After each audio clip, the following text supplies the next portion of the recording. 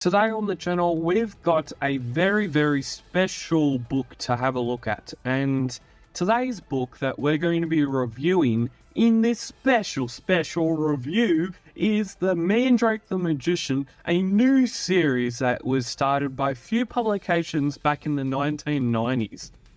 Now, with this book, there's two series, as I have found out, and this book is essentially, you would say, it's a part of the second series. So there was a first series and there was a second series. This one's a part of the second series, I'm pretty sure.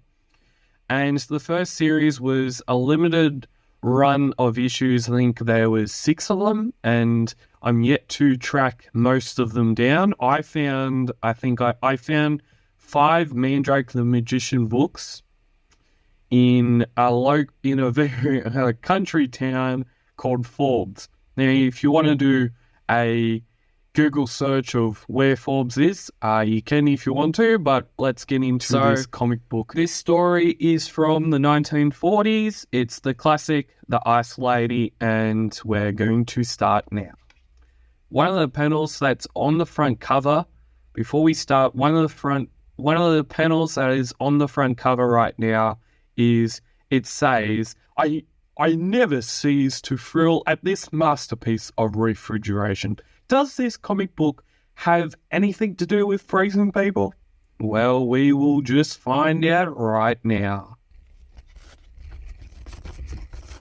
Okay, so I talked about how this series was published in the 1990s, but the year of this comic book was actually published was in 91.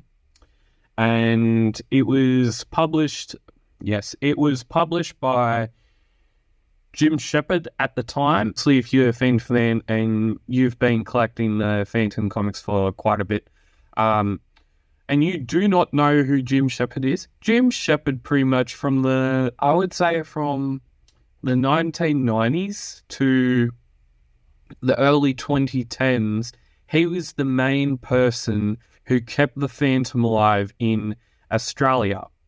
And everyone sort of has a very deep admiration for what he did, and a very, very deep he was an amazing person. I never essentially got to meet Jim Shepard. Start off with Jim Shepard, I think, passed away in the early 2010s, that decade. So I wasn't even into the Phantom back then. So yeah. So as I've said many times on this channel, I got into the Phantom in 2016, and that was like 7 years ago, but anyway, still around. Okay, so the main purpose of this story is that there's this person who is Nadia. Now, who is Nadia? And we find out that Nadia is actually the wife, she's the wife to Mandrake the Magician. Now, Nadia comes across this very, very strange situation that she's in. She literally sees in the street a frozen cat being put into a briefcase and being taken into a car. Now, Nadia tells Mandrake about this and a strange occurrence she had seen, and the Mandrake the Magician, at the starters, doesn't really believe her. Like, if you were a person and you've just seen a very, very odd thing that's happened on the street, who is going to believe you to start with? Like, you've got to have some real groundbreaking evidence right here, right now, right here. You've got to be bringing the proof. You've got to be bringing the evidence. After all this, and the Mandrake the Magician sort of not believing Nadia, and then Nadia actually goes into where she actually pretty much does half the crime solving, and for her treatment in doing half the crime solving, she, nope, no spoilers yet.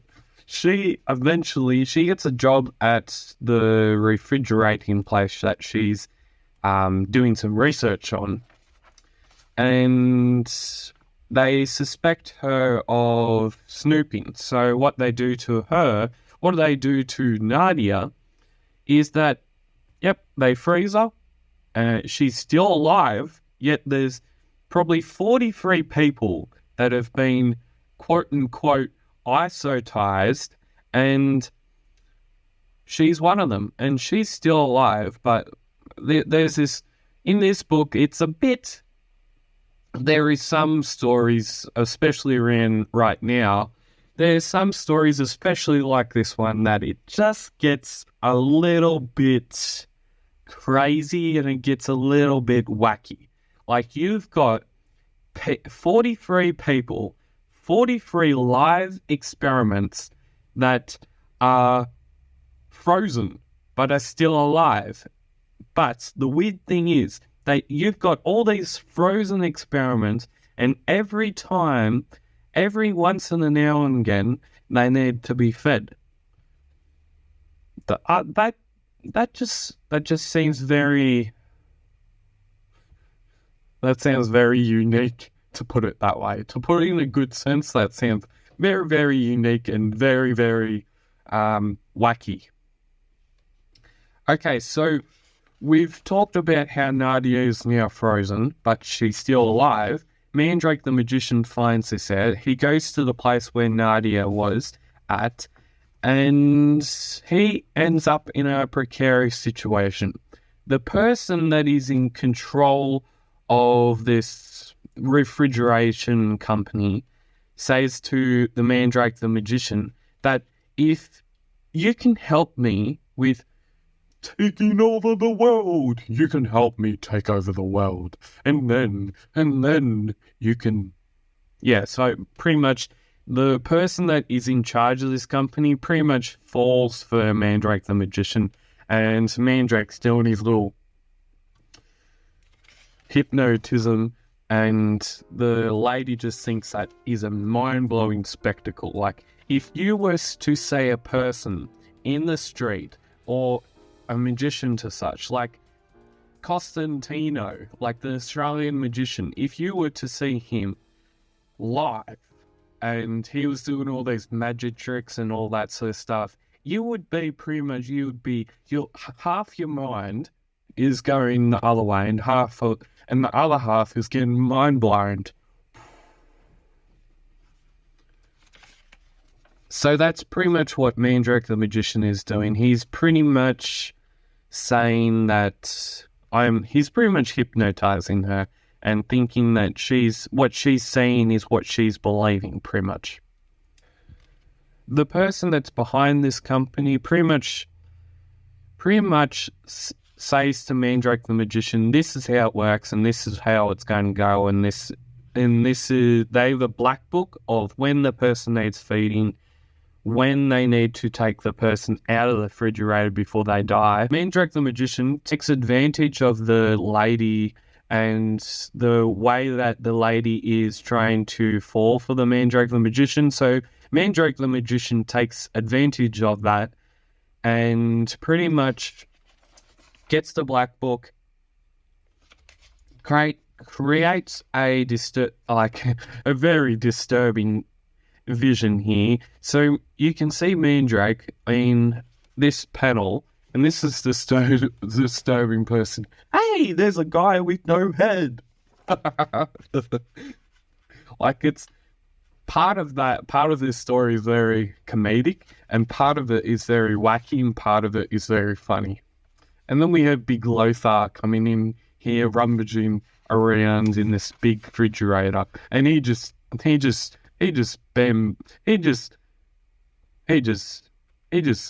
says, before even the saying that the thing uses, it's clobbering time. Yeah, pretty much. And he takes care of that person, and the Mandrake the magician takes care of Nadia. She's now not frozen, to a sense. Not frozen, but then, wait for it, her feet and Mandrake the magician are all their feet are now asleep. How does that make anything?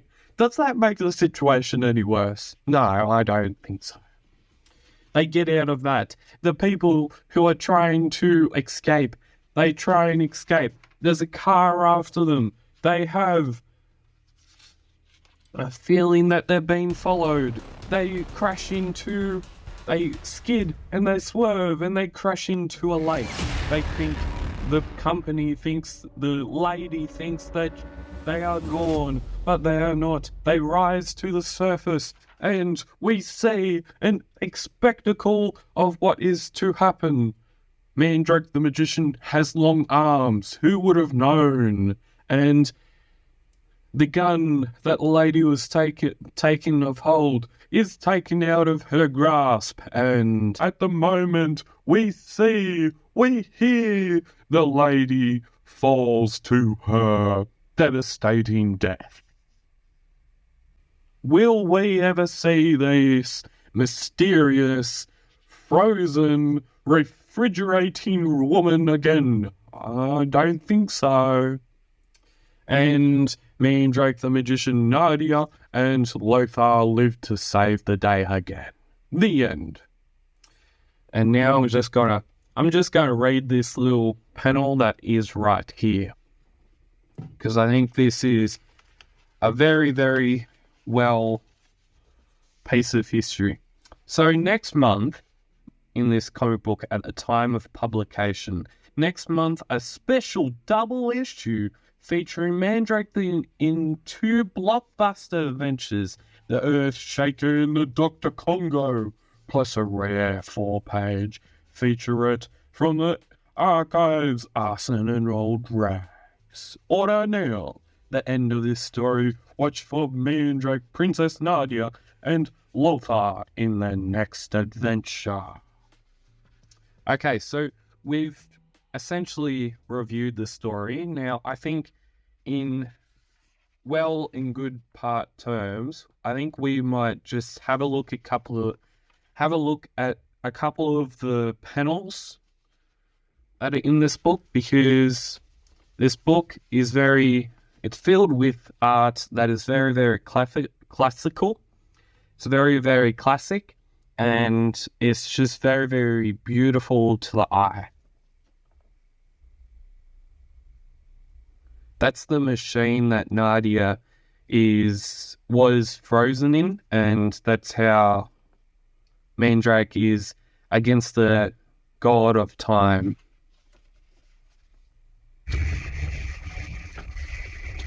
It's beautiful art, and it's just classic. It's just what you would want to see from a comic book of its time. And the panel on the back page pretty much is a panel with inside, which is featured inside the comic book. Now, I've got a couple of things to talk about as we have finished this review of this comic book, and they go as such. Now, the paper for this comic book, and if you can't see, on what I'm looking at is that it's sort of like I'll be having a picture up on the screen right now, because right now my phone is showing a more whiter page part of it, but it's actually like a tinted brown, like a whitish brown, more to the brown side of the paper. Like the paper quality in this comic, for it being published in 1991, is quite good. It still holds up quite well. So I hope you enjoyed that comic book review of the latest Mandrake the Magician comic that I have just read. I hope you enjoyed this comic book review, and as always, keep phantom caving. There will be more comic book reviews like this in the coming months, so stay tuned for that. And as always, as I said, keep phantom caving, stay safe, and that will be all.